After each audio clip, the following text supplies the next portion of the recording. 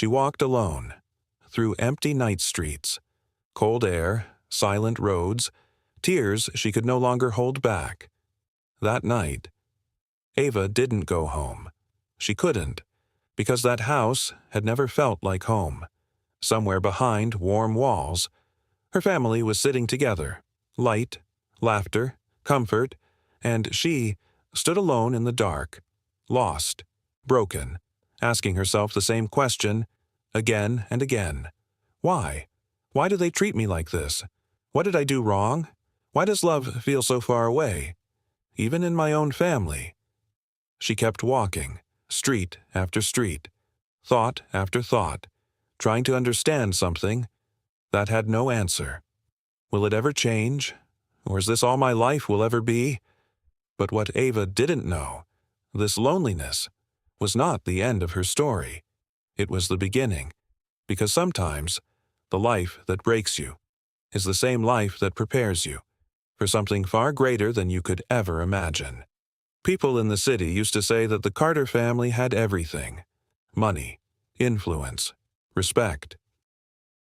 From the outside, their life looked perfect, but behind closed doors, there was a truth no one ever spoke about, a quiet injustice that grew day by day, unnoticed by the world, but deeply felt by one person. Mrs. Carter had 2 daughters. They were raised under the same roof, shared the same last name, but lived completely different lives. The younger one, Emily, was everything her mother adored: gentle, elegant, always dressed in beautiful clothes that made her look like she belonged in a luxury magazine. She never had to ask for anything twice. Before she even spoke, her mother had already given her what she wanted. To Mrs. Carter, Emily wasn't just a daughter. She was pride. She was perfection. But the older daughter, Ava, her story was completely different. She lived in the same house, but it never felt like home. It felt like a place where she was only tolerated, not loved. Her clothes were simple. Her needs were ignored. Her presence felt like something her mother wished could disappear. Same parents, same house, same blood, but 2 completely different worlds. Every morning made that difference painfully clear. Emily would step outside to a waiting car. Cool air inside, soft seats, a driver opening the door with respect. Ava walked. Long roads, dusty streets, burning sun above her head, a worn-out bag on her shoulder. While one sister was protected from the world, the other was pushed straight into it. And inside that house, someone saw everything. Mr. Carter, a powerful man, respected in business, respected in society, a man whose words carried weight everywhere, except in his own home. He noticed the difference. He saw the unfairness. He understood the pain. But he stayed silent. Because in that house, Mrs. Carter was the one in control. Her word was final. Her decisions were never questioned, not even by her husband, not even when it came to his own daughter. So Ava grew up learning something painful, that sometimes being part of a family doesn't mean being loved. She didn't grow up surrounded by warmth. She didn't run into her mother's arms. She didn't hear comforting words.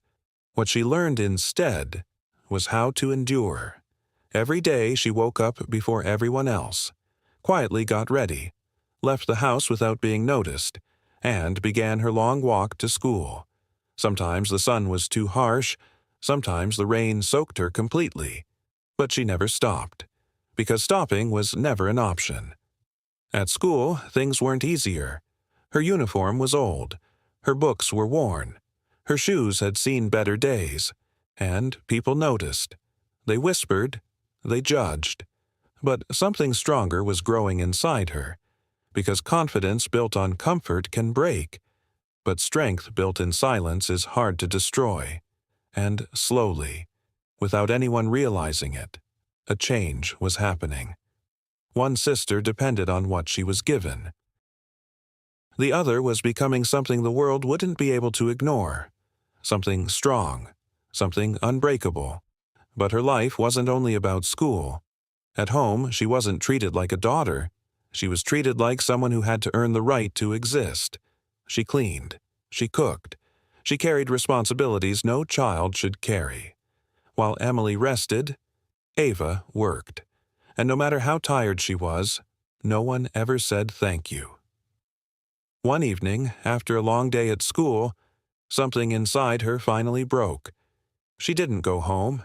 Instead, she kept walking, street after street, thought after thought. She walked until the city lights replaced the sunset, until the noise faded into silence. She sat alone, thinking about her life. Why was she treated this way? What had she done wrong? Why did love feel so far away, even inside her own family? The night grew colder, but she stayed outside. No one called her. No one looked for her. And by morning, when she finally returned home, no one asked where she had been. That hurt more than anything else, because in that moment she understood something clearly. She wasn't just unloved, she was invisible. But life has a way of testing people at the right time, and soon, both sisters would face a moment that would reveal who they truly were. One afternoon, something unusual began to spread across schools in New York. At first, it was just whispers, then conversations, then excitement. An opportunity had arrived, not just any opportunity, but one that could change everything. An international scholarship, fully funded, a chance to study in the United States. For many, it sounded like a dream. For some, it felt impossible. But for a few, it became a mission. Students rushed to apply. Forms were filled. Essays were written. Dreams were poured onto paper. Inside the Carter house, the news arrived like a spark. Emily heard about it first, and instantly, she saw herself winning. She had everything in her favor: confidence, connections, experience. She spoke well, dressed well, carried herself like someone already chosen. To her, this wasn't a possibility. It was a certainty. Of course she would be selected. Of course she would travel. Of course she would succeed. But somewhere else in that same house, Ava heard the same news. She didn't celebrate. She sat quietly. Because to her, this wasn't just an opportunity. It was a way out of silence, a way out of rejection, a way into a life she had only imagined. So she applied. No connections, no guidance, no one to help her, just her mind, and her determination to become something more. Days passed slowly, each one heavier than the last. Weeks followed. Tension filled the house, even in silence. Emily walked around with confidence, already planning her life abroad. Ava said nothing. But inside her, everything was changing. Inside Ava, two emotions were constantly colliding: hope and fear. Hope that maybe, just this once, she would finally be seen, that someone would notice her, recognize her, choose her. But fear whispered something else, that life would repeat itself again, that no matter how hard she tried, she would still be overlooked. Then, one evening, everything changed. An email arrived, simple, quiet, but carrying the weight of a decision that could change everything. The results were out. The entire house seemed to hold its breath, because this wasn't just a message, it was a turning point, and no one in that house was prepared for what they were about to see. When the email was opened, time itself felt like it slowed down. Eyes moved across the screen. Hearts waited in silence. Expectations stood still. And then, the name appeared. Not Emily. Ava, the forgotten daughter. The girl who walked alone to school. The one who studied without help. The one no one believed in. She was the one chosen. For a moment, no one spoke. The silence was heavy, as if even the walls were trying to understand what had just happened, because everything had just shifted. Emily stood frozen. The confidence she always carried cracked in an instant. Confusion replaced certainty. Her world no longer made sense. Mrs. Carter didn't even try to hide her reaction. Shock came first, then anger, deep, burning anger. How could this happen? How could the girl she ignored, the girl she pushed aside, be the one selected? It felt wrong to her, like something had broken the order she had built for years. In her mind, everything had its place. Emily was meant to shine. Ava was meant to stay in the background. That was the balance. That was control. And now, that control was slipping away, and she couldn't accept it, so she made a decision. Quick, cold, final. Ava would not go. The scholarship didn't matter. The world's decision didn't matter. What mattered was what she allowed, and she would not allow this. Ava would stay exactly where she had always been. Under her control. Inside that house. Invisible. But something in the air had already changed, because this time, someone else had been watching, someone who had stayed silent for far too long, and that silence was about to break. For years, Mr. Carter had said nothing. He lived in his own house like a stranger, seeing everything, understanding everything, but choosing not to interfere. Maybe it was easier that way. Maybe it was fear. Maybe it was guilt. But whatever the reason, his silence had shaped that home. It allowed unfairness to grow. It allowed one daughter to be loved and the other to be forgotten. But in that moment, something inside him shifted. He looked at Ava, really looked at her, not as the quiet girl in the corner, but as his daughter, his responsibility, his blood. And suddenly, he saw everything. The years she had endured, the strength she had built in silence, the pain she had carried, without ever being heard. And for the first time, he couldn't ignore it anymore. The room was filled with tension. Mrs. Carter had already made her decision. Her voice was firm, her authority clear. Ava would not go anywhere. But then, Mr. Carter spoke, the kind of voice that doesn't need to shout, because it cannot be ignored. He said one thing: Ava is going. No discussion, no argument, no permission asked, just a decision. And that decision changed everything. The room froze, because the man who had been silent for years had finally taken control. Mrs. Carter felt it immediately. The shift, the loss of power. For the first time, her authority had been challenged, and this time, she couldn't stop it, because he wasn't asking anymore. He was deciding, and Ava, the girl who had been invisible for so long, was invisible no more. But even in that moment of victory, something deeper remained, something hidden. A truth that had been buried for years, a truth that explained everything. And when that truth would finally come out, nothing in that family would ever be the same again. As preparations for Ava's departure began, the house no longer felt familiar. Something had changed. The air felt heavier. Silence became louder than words. Mrs. Carter grew colder with each passing day. Her voice became sharper, her presence more distant. And one night, that moment came. The house was quiet, not peaceful quiet, but the kind that feels like something is about to break. Voices came from behind closed doors. At first, low, then sharper, then impossible to ignore. Ava didn't mean to listen, but she heard everything, every word, every truth, every secret that had shaped her entire life. She wasn't Mrs. Carter's daughter. She never was. She was a child from before, from a life Mrs. Carter never accepted, a reminder of a past she wanted to erase. And instead of facing that past, she rejected the child. Years of coldness, years of distance, years of silent punishment. Suddenly, everything made sense. It was never about what Ava did. It was about who she was, or rather, who she wasn't. The truth didn't break her. It settled inside her, heavy, but clear.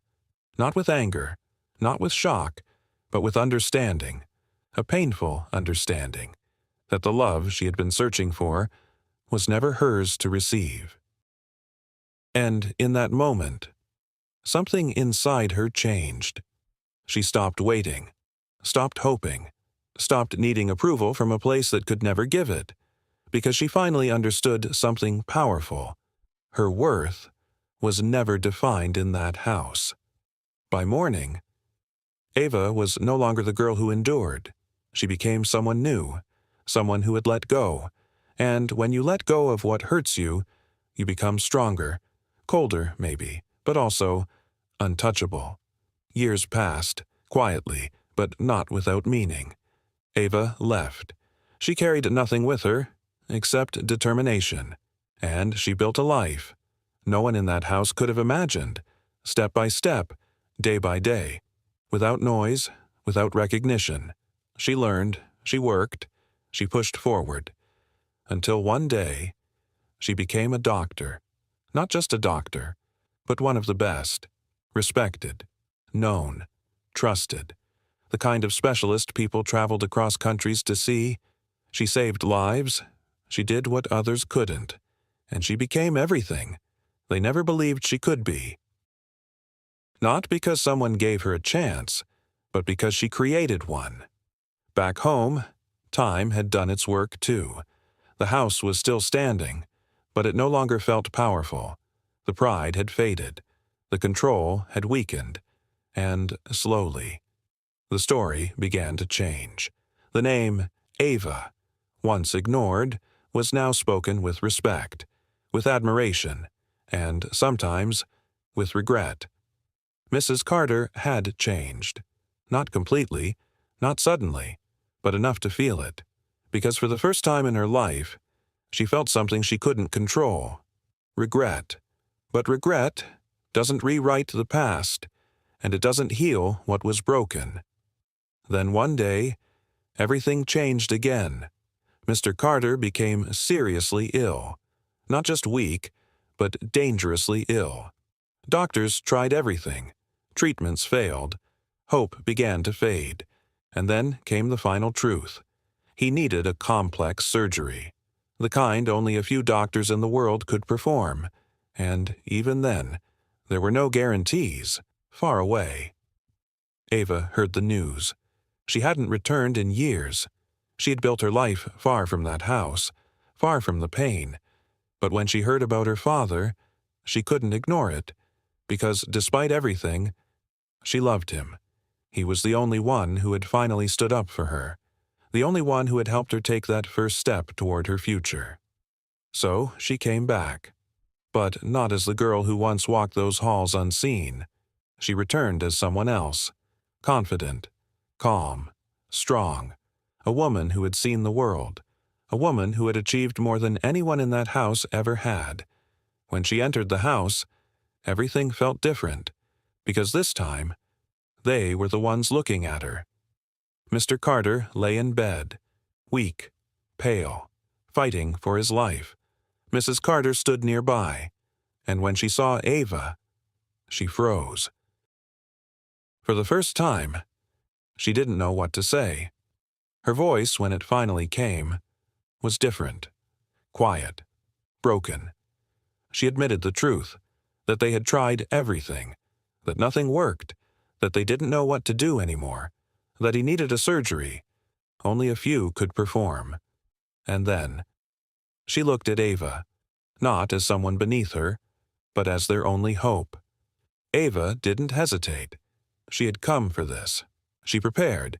She studied his condition, spoke with other specialists, reviewed every detail. And then, the operation began. It was long, difficult, risky, the kind of surgery where one mistake changes everything. Hours passed. Tension filled the room outside, and finally, the doors opened. Ava walked out, tired, but calm. The operation was successful. She had saved him. The same father, who once stayed silent. The same man, who finally chose her when it mattered. Days later, he opened his eyes. And in that moment, everything that had been broken felt different. Not perfect, not forgotten, but different. Because sometimes, life doesn't give you justice the way you expect. Sometimes it gives you something deeper, the chance to become more than what hurt you, the chance to rise without becoming bitter, the chance to forgive, not because they deserve it, but because you deserve peace. Ava didn't return to stay. She didn't rebuild what was broken. She didn't pretend the past didn't exist. But she walked away knowing something powerful. She had already won, not by being chosen, not by being accepted, but by choosing herself. And that was more than enough.